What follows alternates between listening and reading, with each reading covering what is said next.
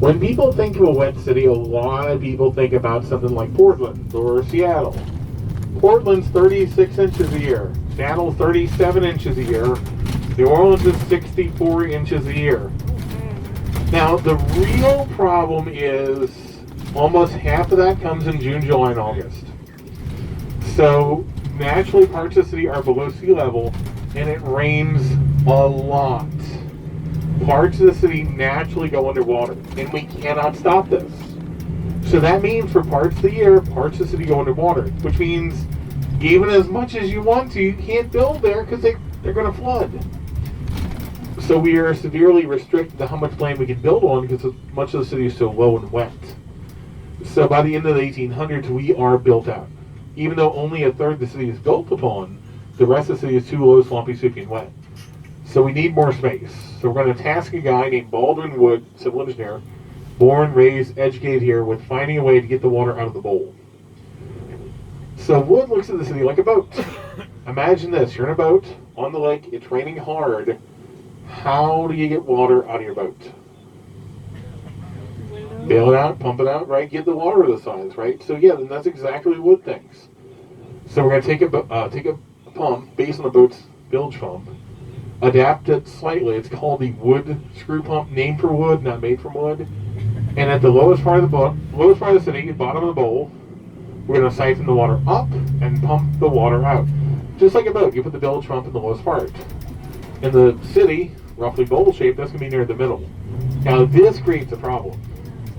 If you put the pump in the middle of the city, the bottom of the bowl, where we are now, here's the problem we've just created. The river is right south 4 miles. The lake is left north 4 miles. Where does the water go? River or lake? Or lake? Pick one, only one. Where does the water go? River.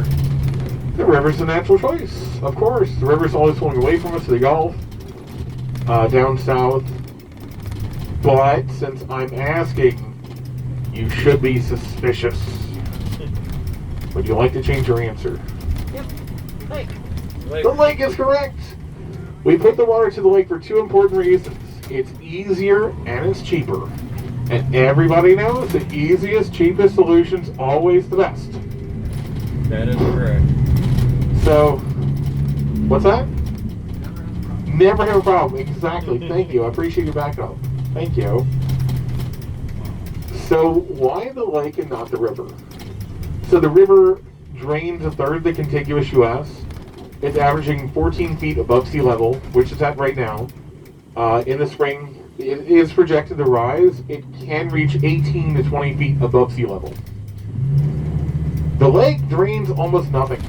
The lake averages 0 elevation. It's easier to put water down than to put water up.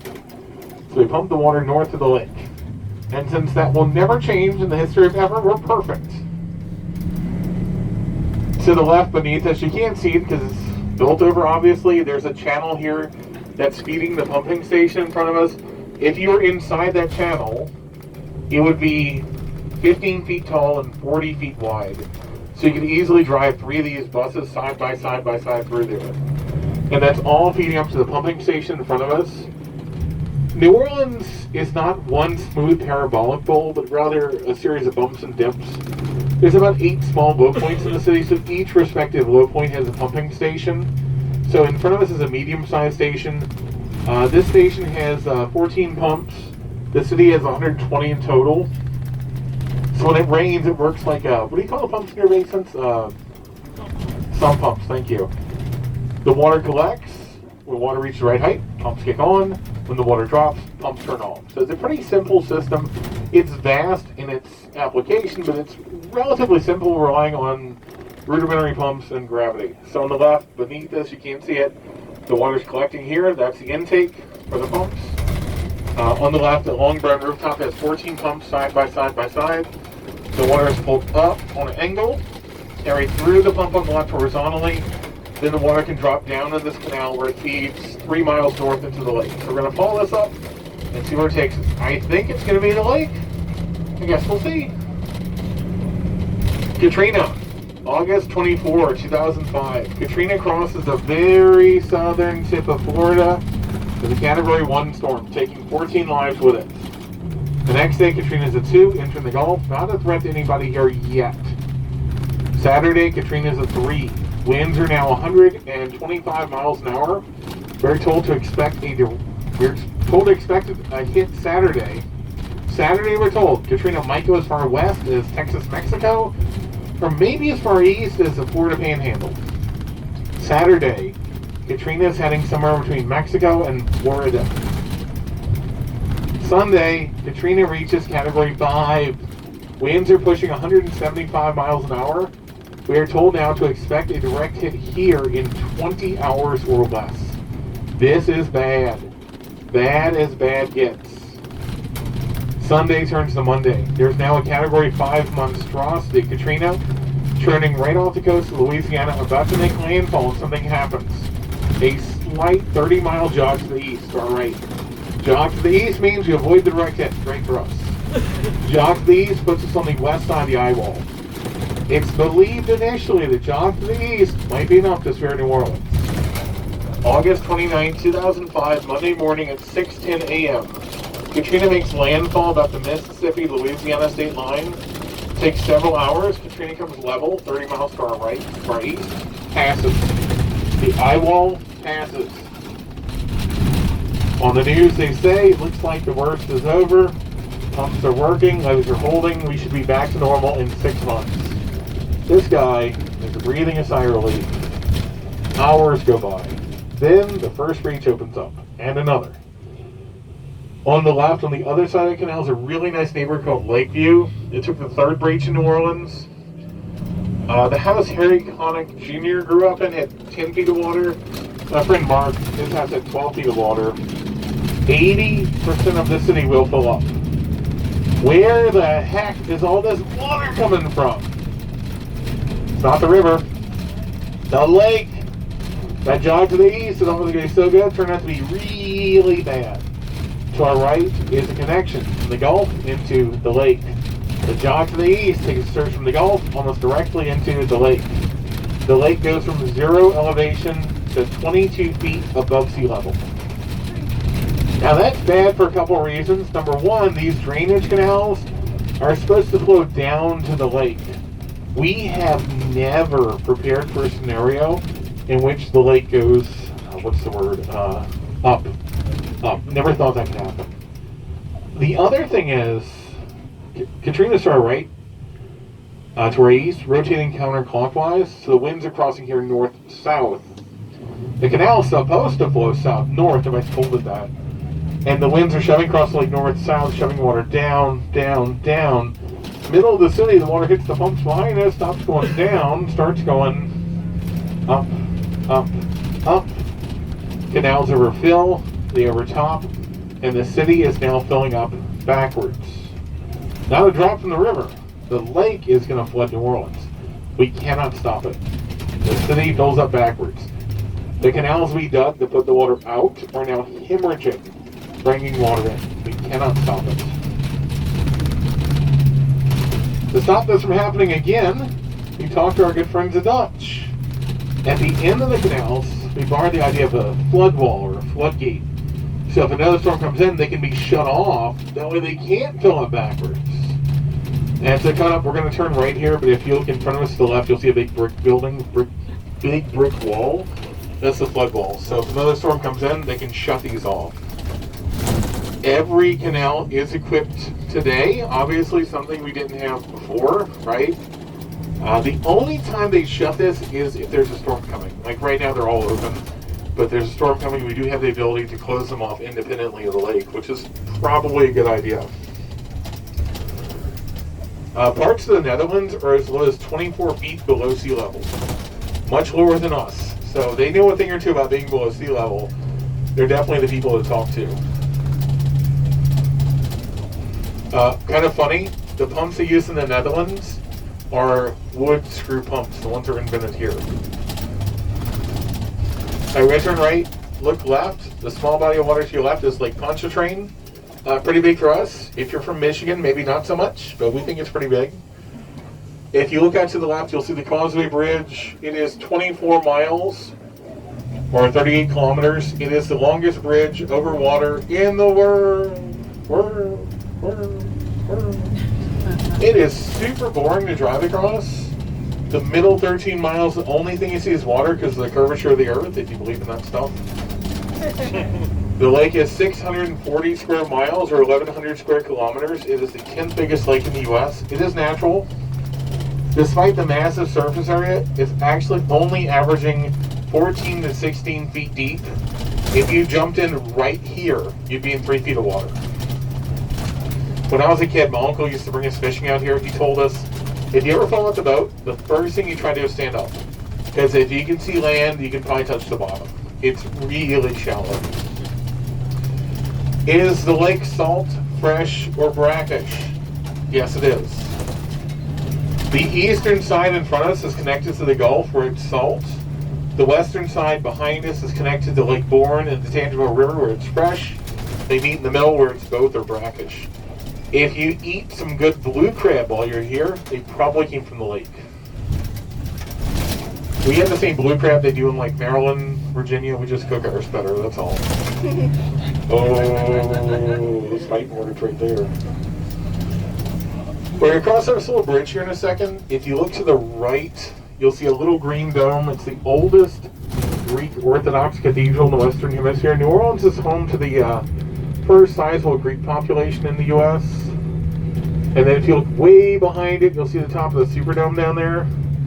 The Superdome was finished in 1975 and home to our NFL New Orleans Saints. So in 2012, Mercedes-Benz agreed to the naming rights of the dome, so it became the Mercedes-Benz Superdome. And the naming rights have been sold again to Caesars, who own Harris Casino. So we don't know what the new name's going to be, but just Superdome is fine. But you see the Greek Orthodox Church there, and way behind the Superdome, way down there. Oh, yeah. Mm-hmm. Fun fact, it was announced New Orleans was getting an NFL franchise November 1st, 1966.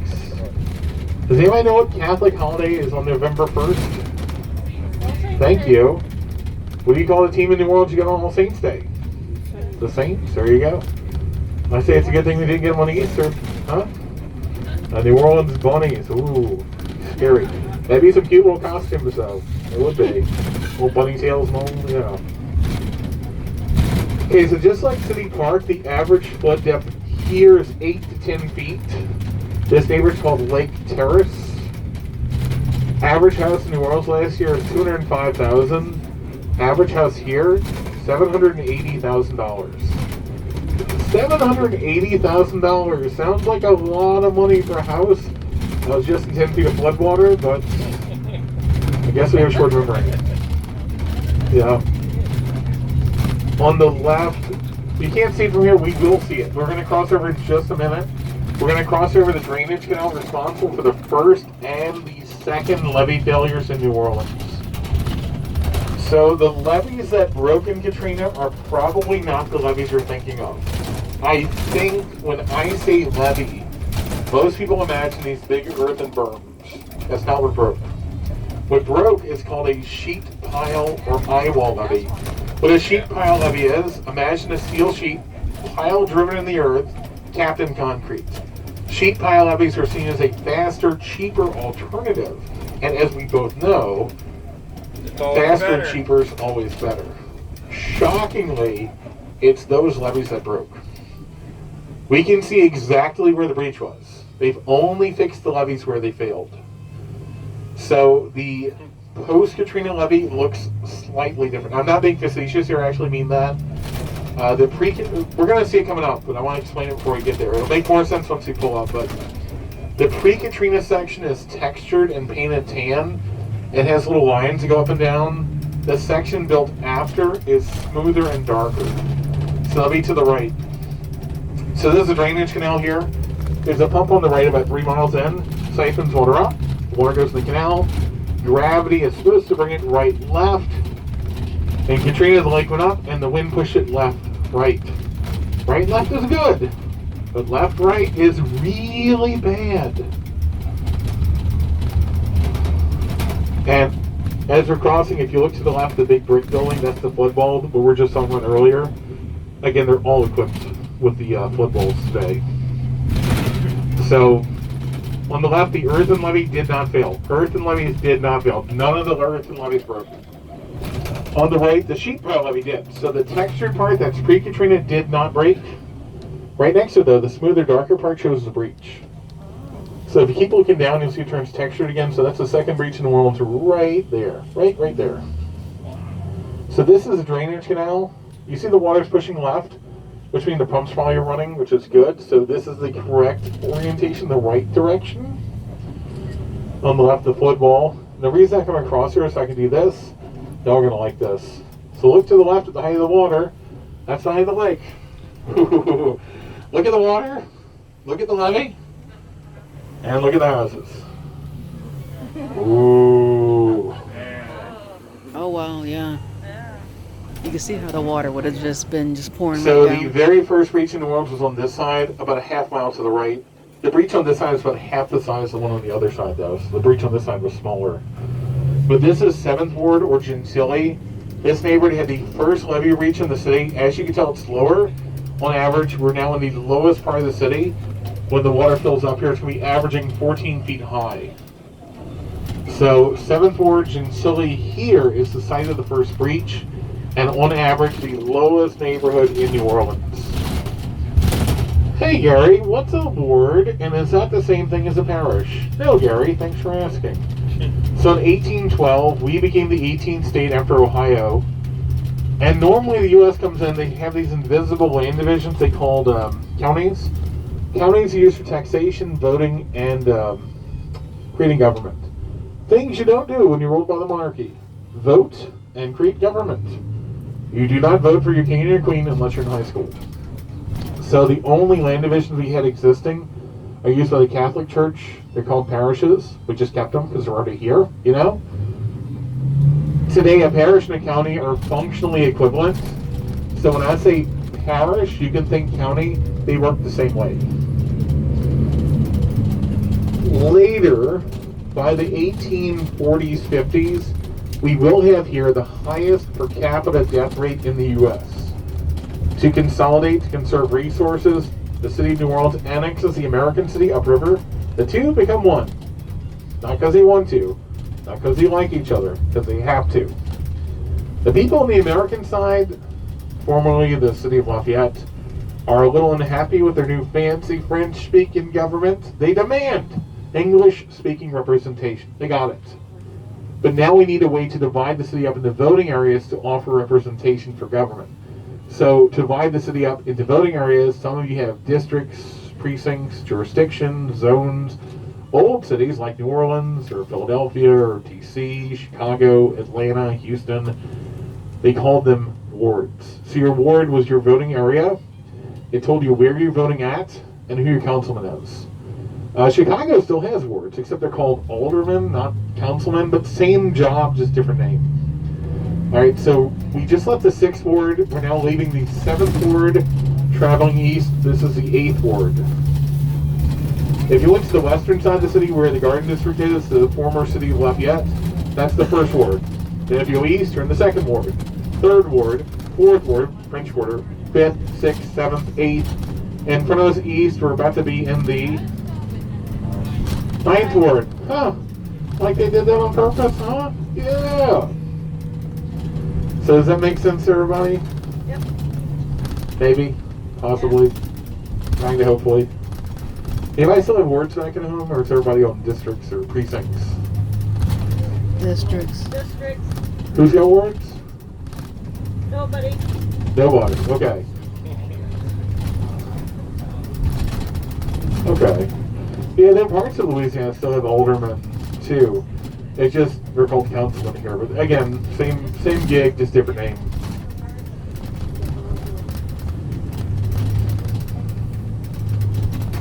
Any questions about Katrina or anything else so far?